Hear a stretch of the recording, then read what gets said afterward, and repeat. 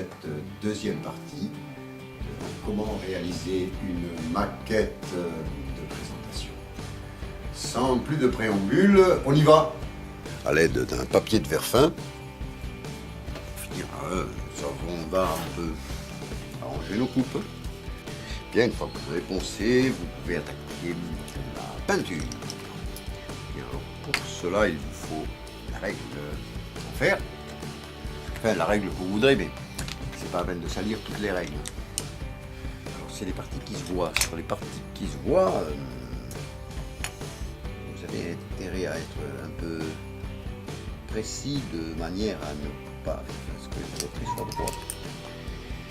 Bien, pour finir, avec un crayon gris, gras 7B, donc vous passez un peu sur les...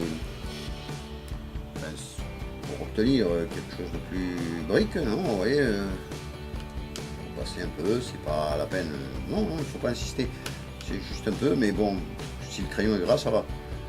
Et ensuite, avec le doigt, vous enlevez le surplus.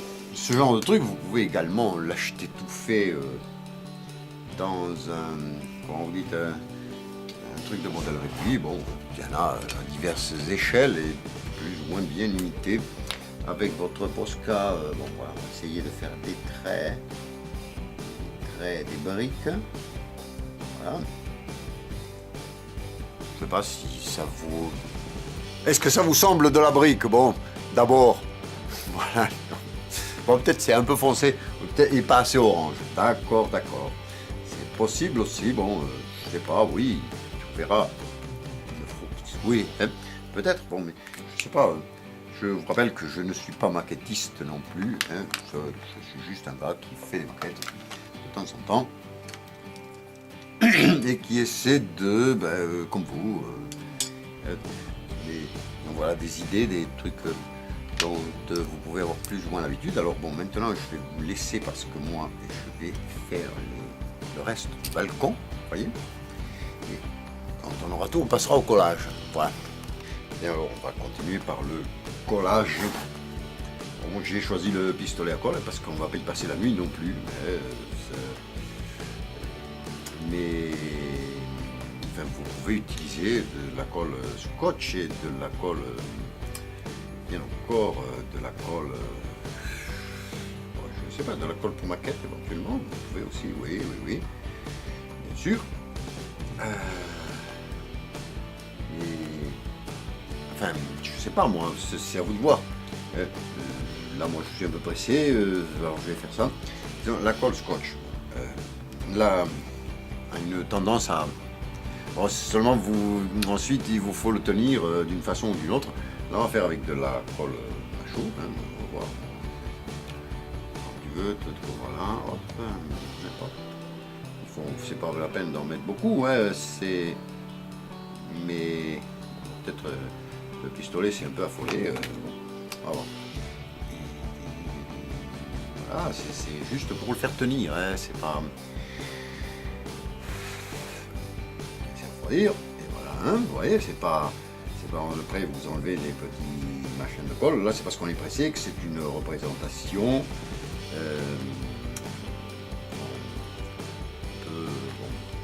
C'est pas... On va pas... c'est une maquette en carton gris, c'est pas une maquette pour faire, je sais plus trop quoi avec, hein, c'est juste représentatif, quoi, vous voyez. Voilà, bon alors, je vais continuer avec ça, vous voyez. Et une fois que j'ai fini, je vous montre, disons, enfin là où on en est, quoi. Bien, on a collé les vitres. Bon, les vitres, c'est pas... C'est représentatif, c'est tout. Hein. Je ne sais pas si ça se voit bien sur la caméra. On va coller le vitre maintenant à leur place. Enfin, double raison là.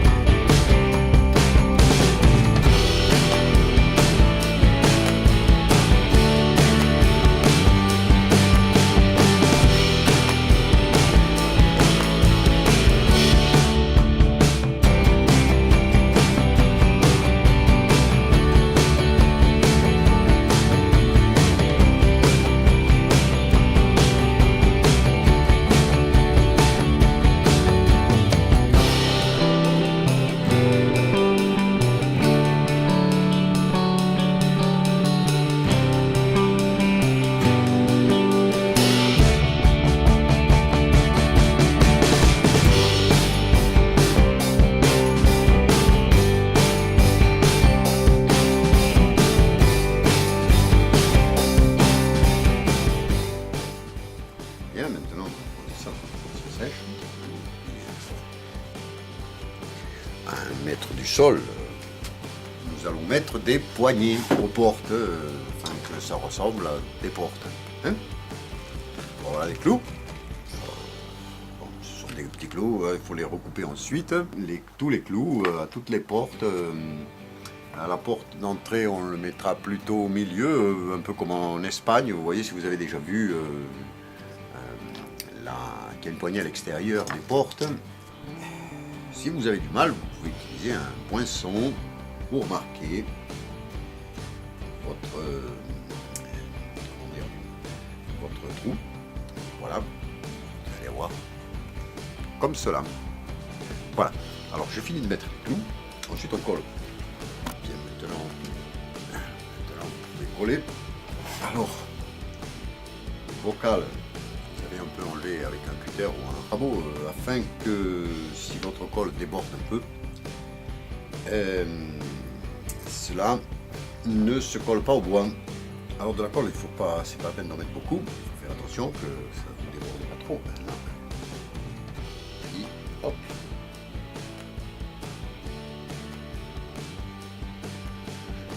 Hop là. Promis. Voilà. Bon, souvenez-vous quand même que le carton sabre la colle. Mais bon, ce n'est pas très grave. Posez votre... Alors le serre-joint, c'est pas tellement pour appuyer. Ce serait plutôt pour maintenir droit. Et bien votre cale ici. Et hop. Voilà. Comme vous pouvez le voir, en faisant les fenêtres, je me suis trompé. Ah, j'ai fait la partie d'en bas en haut. Ce n'est pas grave. Pour celle-ci, c'est pas un problème. On la retourne et c'est bon. Et alors ensuite, il n'y a plus qu'à la coller ici, parce qu'on va la coller et on va la maintenir avec ça. Et quant à l'autre, bon, il faut la refaire, c'est pas très grave, c'est un petit pan de mur. Voilà. Bien, maintenant, vous mettez de la colle sur votre carton. Je vous rappelle que le carton, ça boit pas mal. Alors, vous mettez bien jusqu'au bord un peu, c'est parce qu'il va boire la moitié de la colle, évidemment. Ensuite, vous faites pareil sur votre carrelage.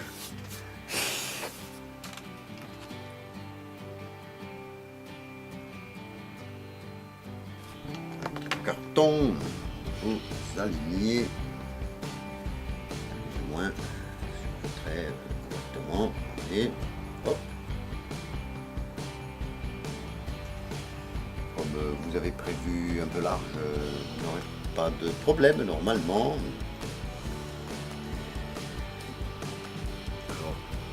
Ensuite, vous prenez ça, voilà, comme si c'était un revêtement plastique, du formica quelconque, bon, voilà, du dedans vers l'extérieur afin d'éviter les bulles.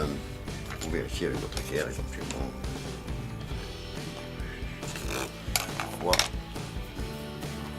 Vous posez votre maquette dessus pour voir si vous êtes beaucoup.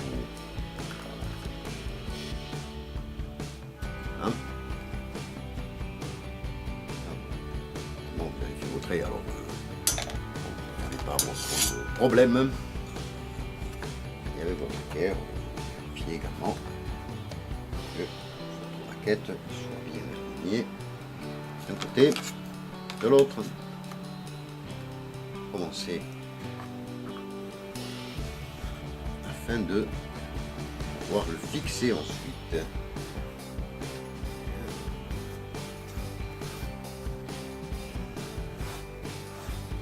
Voilà.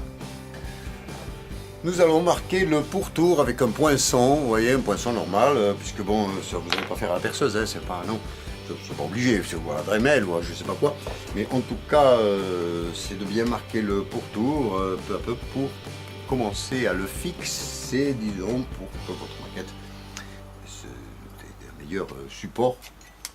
Bien, vous vérifiez encore une fois.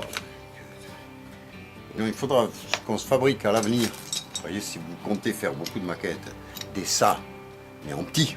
Vous voyez, bon, vous prenez un serre-joint, ici, et puis vous faites un angle en bois, comme n'importe lequel que vous mettez comme ça, et de l'autre côté, alors vous faites l'angle mais à l'envers, vous prenez un machin en cornière là, en bois déjà fait, hein. Vous n'avez plus qu'à le serrer, voilà. Je ferai ça à l'avenir quand j'aurai le temps. Pour le moment, j'ai pas le temps, alors comme j'ai pas le temps, je vais pas faire ça. Juste bon, les points, c'est pas la peine d'en faire 36 millions.